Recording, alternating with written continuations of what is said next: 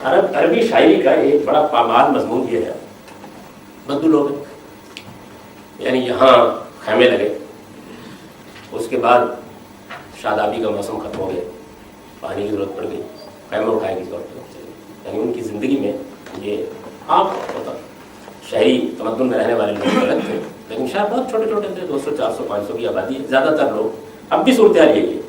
یعنی اس وقت بھی وہ اس کو بہت لطف کی چیز سمجھتے ہیں کہ کہیں جا کے صحرا میں ایک خیمہ لگا لیا جائے، وہاں بیٹھ کر وقت گزارا جائے۔ تو یہ ان کی اس وقت کی زندگی تھی، اس میں قبیلوں کے قبیلے کے لوگ اسی طرح سفر میں رہتے تھے۔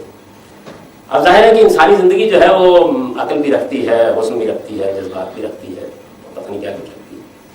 تو ایسا ہو جاتا تھا کہ اس کا قبیلہ بھی کہیں خیمہ زن ہو گیا، اس کا قبیلہ بھی خیمہ زن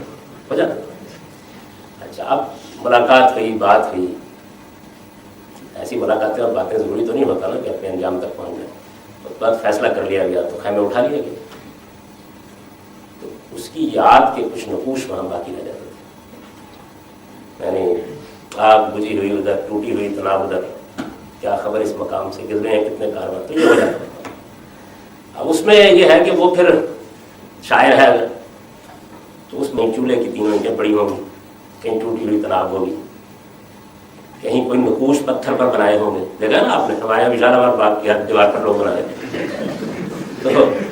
وہ جائے گا اور جا کر ان کو دیکھ دیکھ کر روئے گا، یاد کرے گا۔ تو یہ عربوں کا ایک عام مضمون ہے ان کی شاعری کا، اور اس میں بڑی خوبصورت شاعری انہوں نے کی ہے۔ تو اس موقع کے اوپر یعنی ایسا ہوتا ہے بعض اوقات کہ رخت سفر باندھا اور خیال کیا کیا وہ کہاں، اس کے آثار دیکھے جاتے ہیں، پتہ نہیں کتنا سفر کیا، اپنی جو بہار تھامی ہوئی ہے، چل رہے ہیں، مشکل سے جگہ تلاش کرنی چاہیے تو معلوم ہوا کہ بارشوں نے آثار مٹا دیے، ہے نا، ایک عالم انگیز صورتحال۔ میں جلس سیول و انتدول کاننا، سیلاب آئے ہیں، بارشیں ہوئی ہیں، اور انہوں نے ایک ایک چٹان سے نقش مٹا دیا۔ اب تو یہ ایسے کاغذ بن گئے ہیں کہ اگر آپ چاہیں تو ایک نئی تحریر ان کے اوپر لکھ دیں، یعنی ایسا کاغذ بن جانا کہ آپ چاہیں تو ایک نئی تحریر اس کے اوپر لکھ دیں۔ یہ کسی چیز کے مٹ جانے کی آخری تعبیر ہے نا، تو اس تشبیہ کی وجہ سے وہ سجدہ ریز ہو گئی۔